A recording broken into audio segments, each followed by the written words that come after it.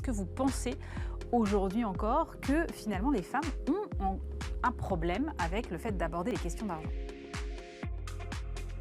Je pense que c'est l'inverse. Je pense que c'est l'argent qui a un problème avec les femmes. C'est important de se rappeler que la financiarisation et l'indépendance de la femme en matière de finances, elle ne date pas de si longtemps. La façon d'investir des femmes, c'est qu'elles vont en fait aller chercher des réponses à des questions. Les femmes françaises sont les championnes d'épargne en Europe. Par contre, on se rend compte que elles ne passent pas dans la sphère de l'investissement. En fait, c'est-à-dire qu'elles en restent au stade de l'épargne. Et ça, c'est à la fois culturel, c'est le bagage que les femmes portent, et c'est également comportemental dans toute la finance. On apprend aux femmes que l'argent, c'est pas fait pour elles.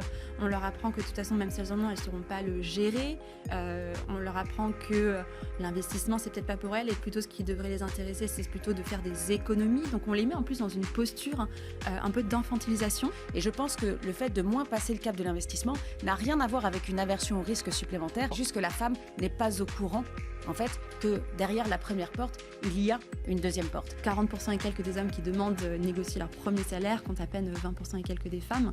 Mais c'est parce que c'est pareil, c'est un exercice qu'on leur a pas appris à faire.